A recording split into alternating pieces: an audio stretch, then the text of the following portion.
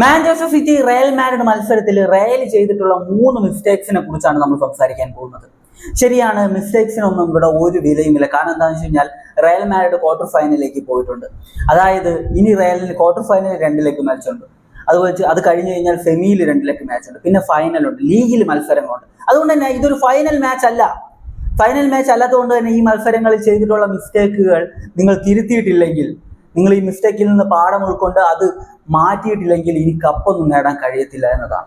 അപ്പോൾ എന്തൊക്കെയാണ് ആ മിസ്റ്റേക്സ് നമുക്ക് നോക്കാം. ആദ്യത്തെ മിസ്റ്റേക്ക് എന്ന് പറയുന്നത്, ഞാൻ ഈ ഒരു മാച്ചിന് മുമ്പ് ഒരു പ്രീ മാച്ച് വീഡിയോ പോലെ ഒരു സാധനം ചെയ്തിട്ടുണ്ടായിരുന്നു. ഒരു വീഡിയോ ചെയ്തിരുന്നു, അത് 500 പേരെ എന്താ കണ്ടിട്ടുണ്ട്. ആ ഒരു വീഡിയോ കണ്ടു കഴിഞ്ഞാൽ നിങ്ങൾക്ക് മനസ്സിലാകും. ആ വീഡിയോ ഞാൻ വളരെ വ്യക്തമായിട്ട് പറഞ്ഞതാണ്, ലോ ബ്ലോക്ക് ചെയ്യരുത്.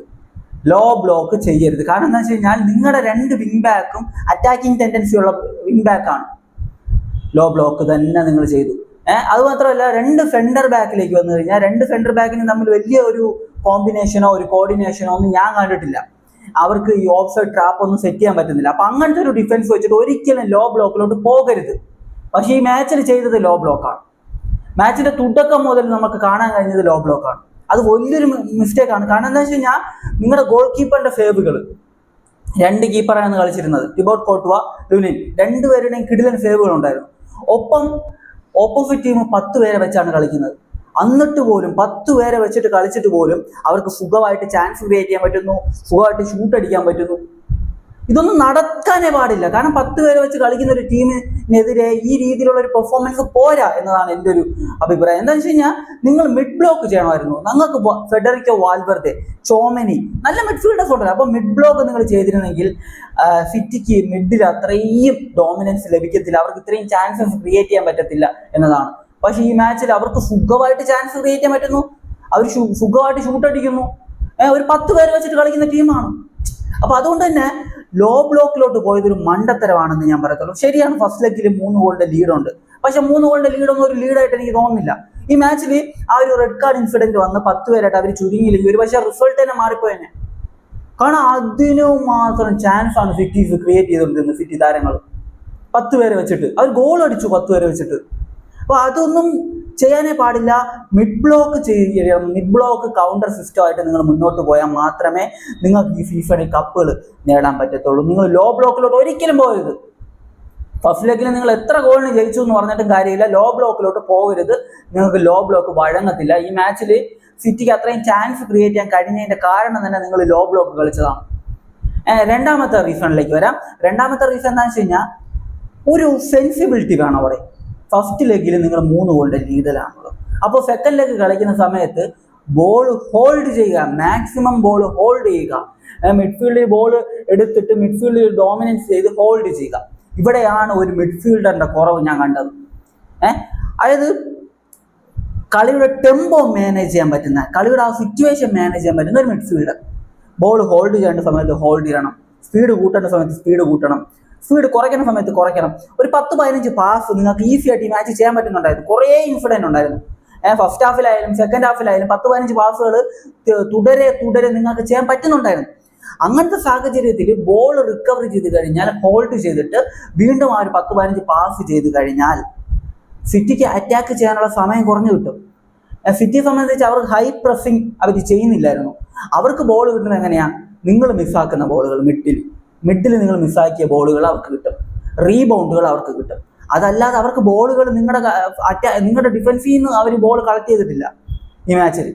അപ്പോൾ മിഡ് ബ്ലോക്ക് ചെയ്തിരുന്നെങ്കിൽ ഈ ഒരു ഇഷ്യൂവേ വരത്തില്ലായിരുന്നു. നിങ്ങൾ ബോൾ ഹോൾഡ് ചെയ്ത് കളിച്ചിരുന്നെങ്കിൽ ഇത്രയും ചാൻസസ് സിറ്റി ക്രിയേറ്റ് ചെയ്യത്തില്ലായിരുന്നു. ഓർക്ക, സിറ്റി 10 പേരെ വെച്ചാണ് കളിച്ചിട്ടുള്ളത്. സിറ്റി 11 പേരെ വെച്ചിട്ട് ഈ ഒരു കളി കളിച്ചിട്ടുണ്ടെങ്കിൽ ഓക്കെ, കുഴപ്പമില്ല. പക്ഷെ 10 പേരെ വെച്ച് സിറ്റി കളിക്കുന്നു, നിങ്ങൾ 11 പേരെ വെച്ച് കളിക്കുന്നു.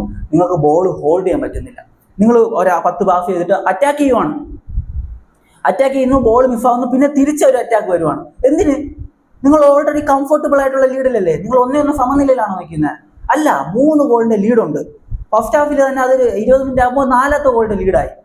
എന്നിട്ട് ആ ഒരു ലീഡ് അങ്ങനെ നിലനിർത്തുക, ആ ഒരു ലീഡ് വെച്ച് ഹോൾഡ് ചെയ്യുക മാക്സിമം. സമയം പോകുന്തോറും പ്രഷർ കൂടിക്കൊണ്ടേയിരിക്കും സിറ്റി താരങ്ങൾ പിന്നെ മിസ്റ്റേക്സ് വരുത്തും. കളിയുടെ അവസാനം ഒരു ഗോൾ വന്നില്ലേ?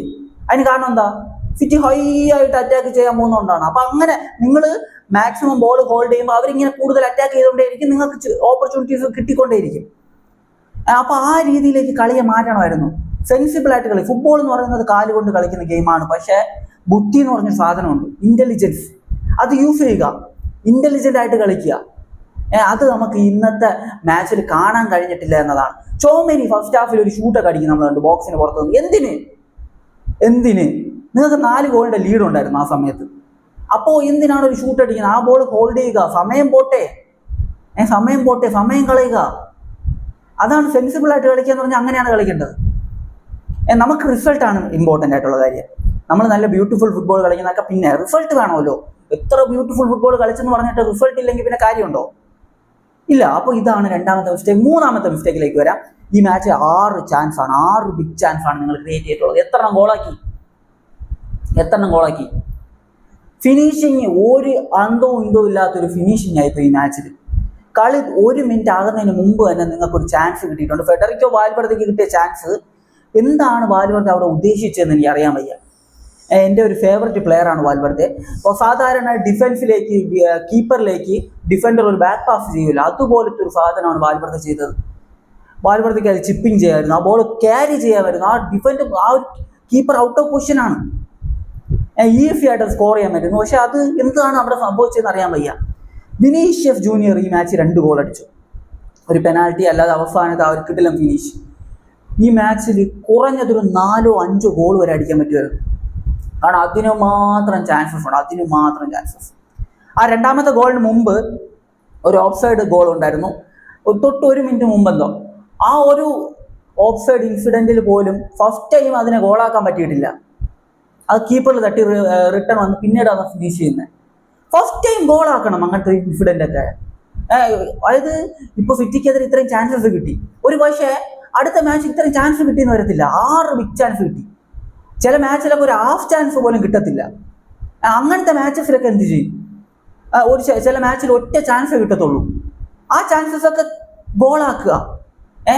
എനിക്കിപ്പോൾ ഓർമ്മ വരുന്ന ഗെയിം എന്ന് പറയുന്നത് ബയൺ മ്യൂണിക്കും PSG തമ്മിൽ നെയ്മറൊക്കെ കളിച്ചെന്ന് പറഞ്ഞൊരു ഗെയിം ഉണ്ടായിരുന്നു. അതിൽ ബയൺ മ്യൂണിക്ക് 10-20 ഷൂട്ട് അടിച്ചിട്ടുണ്ട്, 18 ഷൂട്ടൊക്കെ അടിച്ചിട്ടുണ്ട്. പക്ഷെ PSG വെറും 3 കണ്ടാണ് അടിക്കുന്നത്. അതിൽ തന്നെ അവർ 2 ഗോൾ എന്താ കണ്ടെത്തും, അവർ കളി ജയിക്കും. അത് അങ്ങനെയാണ് ഗെയിം. കിട്ടുന്നത് ഹാഫ് ചാൻസ് ആണെങ്കിൽ അത് കൺവേർട്ട് ചെയ്യണം, അത് ഗോളാക്കണം, കളി തന്നെ മാറ്റണം.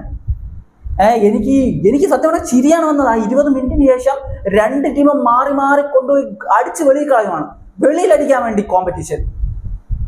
അത് കണ്ടിട്ട് എനിക്ക് ചിരിയാണ് വന്നത് സത്യം പറഞ്ഞു കഴിഞ്ഞാൽ.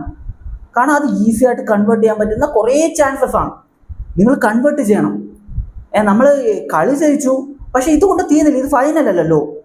ഇനി ക്വാർട്ടർ ഫൈനലിൽ ബയണാണുള്ളത്.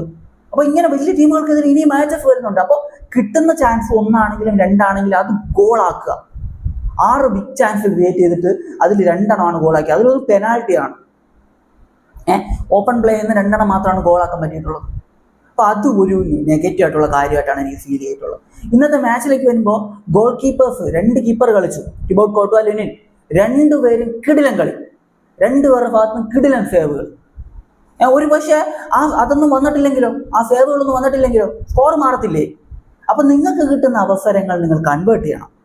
ലോ ബ്ലോക്ക് ഒരിക്കലും കളിക്കാൻ പാടില്ല. ഒരു ടീമിനെതിരെയും കളിക്കരുത് നിങ്ങൾ. ലോ ബ്ലോക്ക് നിങ്ങൾക്ക് വരൂല. മിഡ് ബ്ലോക്ക് കൗണ്ടർ, ഇത് മതി. ഈ ഒരു സാധനം വെച്ച് കപ്പടിക്കാൻ പറ്റും. കാരണം അത്ര മികച്ച മിഡ്ഫീൽഡ് ഫിക്സ്. ഇനി ബെല്ലിംഗാം വന്നു കഴിഞ്ഞാൽ പിന്നെ മിഡിൽ പിന്നെ എന്ത് വേണം? ആയില്ലേ മിഡ്? അപ്പോൾ അത്രേ ഉള്ളൂ ഗെയിം. അത് മാത്രമല്ല 3 ഗോളിൻ്റെ ആ ഒരു ലീഡൊക്കെ കംഫർട്ടബിൾ ആയിട്ട് കാമായിട്ട് ഹോൾഡ് ചെയ്ത് കളിക്കുക. നമ്മൾ അറ്റാക്ക് ചെയ്യരുത് എന്ന് ഞാൻ പറയത്തില്ല, പക്ഷെ തുടരെ നിങ്ങൾ അറ്റാക്കിങ്ങിന് പോയി കഴിയുമ്പോൾ ബോൾ മിസ്സാകുന്നു. ആ ബോൾ എടുത്തിട്ട് തിരിച്ച് അറ്റാക്ക് ചെയ്യുകയാണ്. എന്തിന്? ഹോൾഡ് ചെയ്യും, ബോൾ ഹോൾഡ് ചെയ്യും, കളി സ്റ്റോപ്പ് ചെയ്യും, ഗെയിം കൺട്രോൾ ചെയ്യും. പക്ഷെ അതൊന്നും നമുക്ക് കാണാൻ പറ്റിയിട്ടില്ല. സിറ്റിയെ സംബന്ധിച്ച് സിറ്റി നമുക്കറിയാം, ഈ സീസണിൽ സിറ്റി റയലിനെ അപേക്ഷിച്ച് സിറ്റി മികച്ച ഫോമിലായിരുന്നു റയലിനെതിരെ കളിക്കുന്നത് വരെ. അപ്പോൾ സിറ്റി അതിന് മുമ്പ് നമ്മൾ നോക്കുന്ന സമയത്ത് സിറ്റിക്കെതിരെ ഫിസിക്കലി കളിക്കുന്ന ടീമിനെതിരെ സിറ്റിക്ക് നന്നായിട്ട് പെർഫോം ചെയ്യാൻ പറ്റത്തില്ല.